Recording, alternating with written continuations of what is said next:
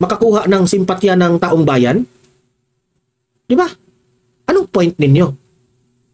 Pareha lang kayo dyan eh. Mga bobo. Yung defense po. So, sabi nga po, formidable yung at mga respetableng mga abogado po yung nasa defense team. Correct. So, paghandaan na lamang po nila. At yun yung awayin po nila at wag po yung impeachment court. Sure ka daw. Di ba? Tama itong spokesperson ng Senado. Isang komentaryo lang ng taga-Senado. Talbog lahat sila. House of Representatives. Yan. Don't worry. Tatawagan ko si Bongbong Marcos. Bongbong Marcos, may magagawa ba tayo dito? Ipasok natin ito, i-disqualify natin yung kalaban ni Abante. Sasabihin naman ni Bongbong Marcos, ay walang problema yan. Hawak ko liig ni George Garcia. Sige, George, gawan mo ng paraan yan. Pwedeng ganun ang mangyari. Pwedeng ganun ang iisipin ng taong bayan. Pero walang alam. Baka pinupolitika na naman ito. Diba? Pinaasan nyo ang tao eh. Kayong mga audience ko dito, kayo nang humusga dyan. Kayo nang humusga, karapat dapat ba ang posisyon na ito kay Abante? Dapat bang siya ang ipasok dyan? At siya na rin ang maging congressman? Well, kayo nang humusga, alam nyo naman, ang takbo ng politika, kung hawak ka na sa leeg, merong magagawa. Yan. Ay nako, ganyan po kadumi ang ating politika ngayon. Narito ang Balitang Pinoy TV.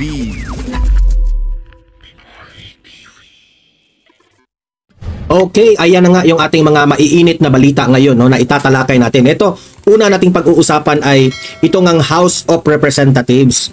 Inadvisean ito ng spokesperson ng mga taga-Senado na maghanda kayo sa tunay nyong kalaban. Ang tunay nyong kalaban is yung kampo ni VP Sara, di ba? Pagtuunan nyo ng pansin, pag-aralan ninyo ang inyong ebidensya na maging epektibo yan pagdating sa impeachment trial. Ang ginawa nitong House of Representatives na ito, batikos sila ng batikos sa Senado. Dahil doon, hindi kasi nila nagugustuhan yung ni-remand o ni-return ng articles of impeachment sa kanila. Dakdak kayong dakdak dyan, wala kayong magawa. Okay? Kung ako pa sa inyo, sundin nyo kung ano yung hinihingi ng Senado, then tapos. Okay? Wag na puros kadramahan, wag na puros propaganda. Okay? Mamaya, yan ang uunahin nating pag-usapan. Okay? Pangalawa nating pag-usapan ay kalaban ni Abante, okay? Na disqualify or na-annul ang kanyang proclamation. Bakit na disqualify ito, no? At si Abante ang mananalo at papalit. Marami po ang tumaas ang kilay dito, baka naman trinabaho na naman ito ng COMELEC. Kasi alam naman natin, no? Ang COMELEC po na si George Garcia ay dating abogado o lawyer ni Bongbong Marcos. At itong si Abante ay kaalyado ni Martin Romualdez dyan sa Kamara na part sa Tuadcom. Ang tanong ng mga netizens, hindi ba kaya ay dinisqualify nyo yung kalaban ni Abante para lang makapasok si Abante? Yan ang ating i-analyze mamaya at panoorin natin ang buong detalye ng balita na yan. Okay? Pero bago ang lahat guys bago natin ito itatalakay, help me po muna na i-like at saka i-share itong video na ito para kakalat ito sa taong bayan. Okay? Mahalaga like and share. Okay, ready? Sabay-sabay mo tayong mag-like and share. 1, 2, 3, go! Ayan, naka-like and share na ba? And sa mga bago pa lang dito sa aking channel sa Donmar TV, mag-subscribe na po kayo kung first time nyo itong napanood, no? Para lagi kayong updated sa ating mga balita. And at the same time, ang inyong mga cellphone, kung nakasubscribe kayo sa akin, ma-notify kayo kung meron tayong bagong uploads, meron tayong breaking news, o kung nagla-live mismo ang channel na ito, malalaman nyo kaagad. Kaya mahalaga po na mag-subscribe tayo sa Donmar TV. Ready? 1, 2, 3, go! Ayan, Naka-subscribe na ba lahat? Okay, unahin muna natin itong sablay na galaw ng House of Representatives. Itong House of Representatives, no, para sa akin, halatang halata na sa simulat sa poll, yung impeachment complaint na ibinabato nila kay VP Sara, ito this is my own analysis lahat ng ito ay propaganda, lahat ng ito ay gawa-gawa, scripted. Yun ang aking sariling paniniwala dito. Kasi kung kayo po ay seryoso dito sa impeachment trial ni VP Sara, gumawa kayo ng paraan para manalo o malaman ng taong bayan na itong mga ebidensya na aming i-present ay totoo at ito ay talagang hindi gawa-gawa. Pero ang kanilang ginawa noong ni-remand, ni-return ng Senado para silang nagtatampo, para silang nagagalit sa Senado. Ang hindi maiintindihan ng taong bayan, bakit kayong taga House of Representatives ay parang ang kalaban nyo, ang mga senador. Ang kalaban nyo, si VP Sara. Diba? Si VP Sara ang gusto nyong ipapa-impeach pero doon kayo nagagalit sa Senado? Diba sablay yun? Diba kasablayan yun? Oh, wala kayong magagawa dyan.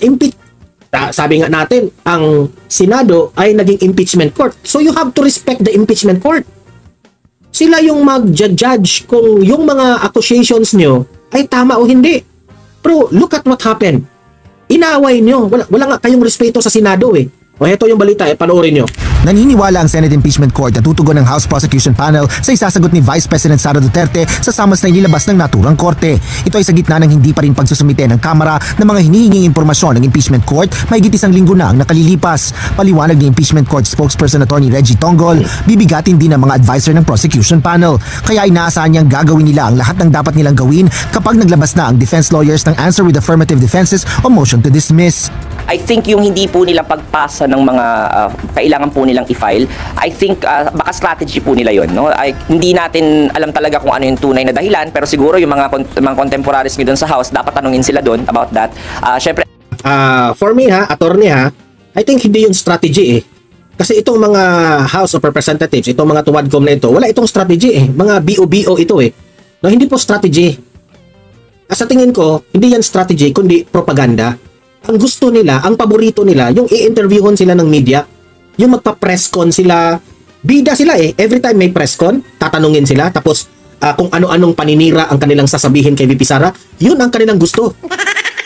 Yun ang kanilang pakay. Kasi kung ang pakay nila, totoong impeachment trial na matatanggal talaga si VP Sara, talagang trinabaho na sana nila itong pag-remand ng articles of impeachment. May hinihingi po ang kayo, mga senador, kayo mga sa Senado. Bakit ayaw nilang i-comply ang kakulangan nila? Kasi mahilig sila sa press conference. Mahilig sila yung bida sila. Di ba? Ganyan sila. Nangungulekta ng simpatya ng taong bayan. Nangungulekta pa kayo ng simpatya ng taong bayan? To the point na isinisuka na nga kayo ng taong bayan?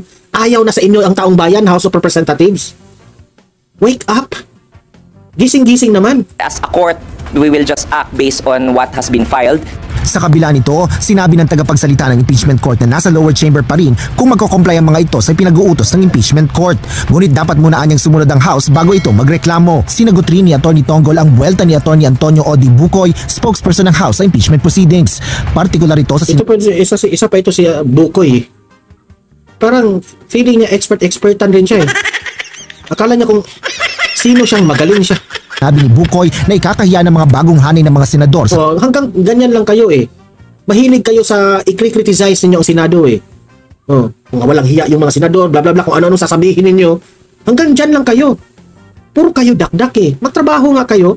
Kung gusto nyo ma-impeach si VP Sara, kung ano yung mga papers doon na dapat yung trabahuin nyo. Puro kayo salita eh. Wala kayong gawa. Yan ang hirap sa inyo.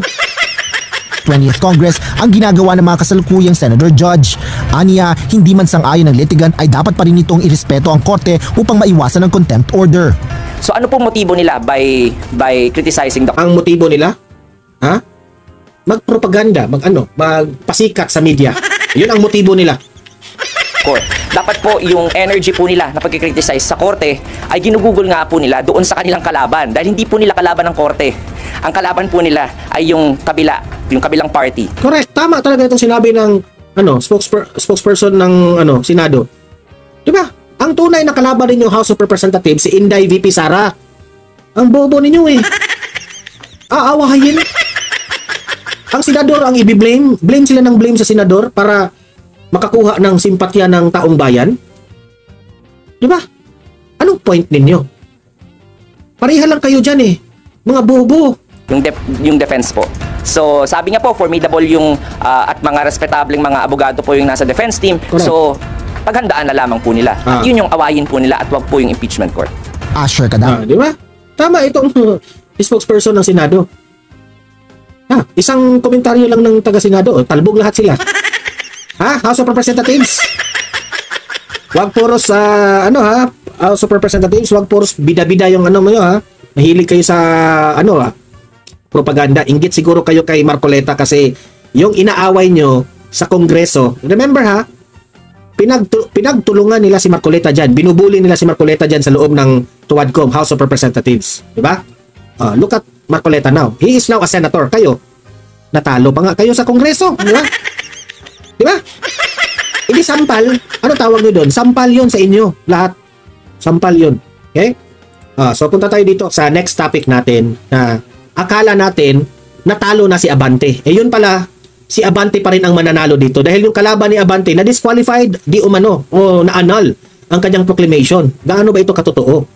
At si Abante yung papalit raw. Papalit, siya raw yung kwalipikado na manalo. Ang sa akin lang, yung mga constituents nila dyan, hindi ba yan magagalit? Isinusuka na yan si Abante ng kanyang constituents eh. Kasi marami rin nagdududa na itong COMELEC, sinabotage na naman nila ito. Di umano sabi ng mga kritiko sa social media. Sinabotage siya ng COMELEC eh. Kasi kaalyado ni Tambaluslos eh. Na si George Garcia ng COMELEC, alam naman natin, kaalyado yan ni Bongbong Marcos.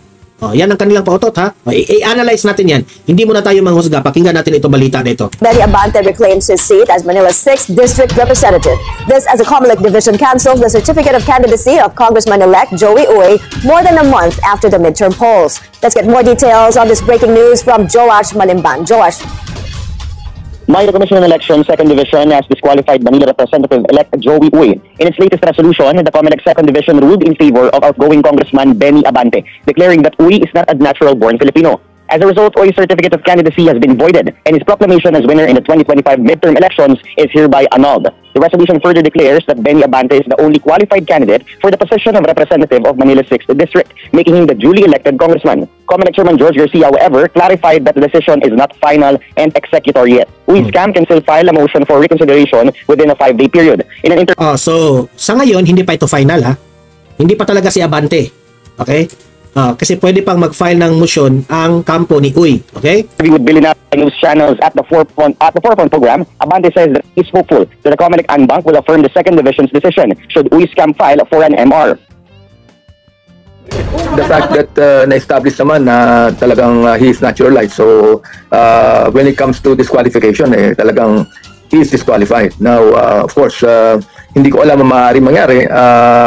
Hopefully that the NBank would be supporting the 2nd Division.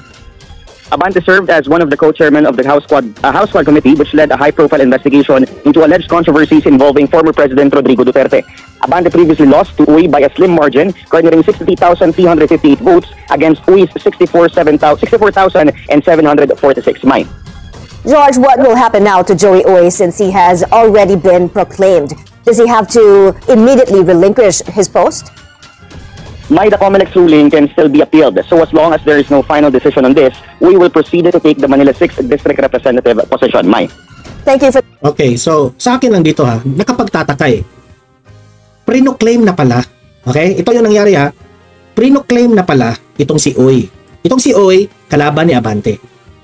Si Uy nakakuha ng 64,000 votes. 64 plus 1,000 votes. Si Abante nakakuha ng 60,000 plus votes. Meaning to say, 4,000 ang lamang ni Uy. So, syempre, very clear na nanalo talaga itong si Uy. Ngayon, hindi ko maintindihan na na-proclaim na pala itong si Uy. Bakit ngayon, biglang may balitang na-disqualify at na i-annul, okay? I-annul yung proclamation.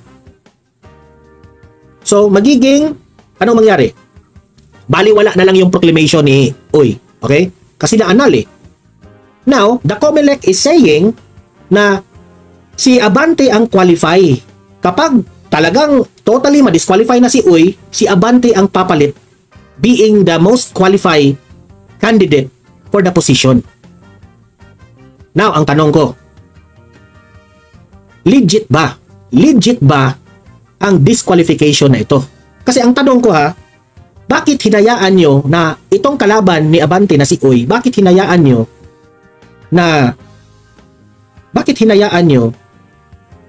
he will go through to an election? Bakit noong nag-file pa siya ng kanyang candidacy, bakit hindi siya doon na disqualify? Di ba? Ganon. Ako, analysis ko doon. Kumpiyansang-kumpiyansa sila na mananalo itong si Abante. Okay? Kasi sabi ko dito, kung talagang totoo na meron talagang nilabag sa rules and regulations sa COMELEC itong si Uy, dapat noon pa, nung nag-file siya ng kanyang candidacy. Ang tawag nyo dito, pinaasa ninyo yung tao. Natalo niya itong si Abante. Natalo niya itong si Abante, tapos 4,000 yung margin, so siyempre, panalong-panalo. Pagkatapos, pre-claim nyo pa. Pagkatapos yung pre-claim, in-announce nyo na disqualify kasi nagka-problema sa kanyang citizenship. Ganun. Sinong hindi, ang taong bayan, sinong hindi magagalit? Magagalit talaga yan. Baka sasabihin na naman yan, si Abante, finorce yan na manalo kasi malapit yan kay speaker. At si speaker, pinsan yung presidente, yung presidente, dating abogado niya yung nasa COMELEC. Ganun yung takbo ng utak ng tao. Ganun po ang magiging takbo. Pero ang sabi dito, pwede pa namang mag-appeal itong si Uy. Okay? Pero klarong-klaro na itong si Abante natalo dahil ayaw na ng taong bayan. E di syempre, nasira ang kanyang pangalan dahil kinontra niya ang mga Duterte. Ang hindi in-expect ng COMELEC na matalo itong si Abante. Di ba? Hindi nila in-expect yun. Ngayon, baka sasabihin ng taong bayan, ito lang po ay analysis lang This might be wrong, this might be correct, pero posible itong mangyari, okay? Baka may under the table na naman na mangyayari. Baka baka hindi natin alam sasabihin na, baka naman palusutin natin itong si Abante. Anyway, 4,000 lang naman ang lamang, ganyan.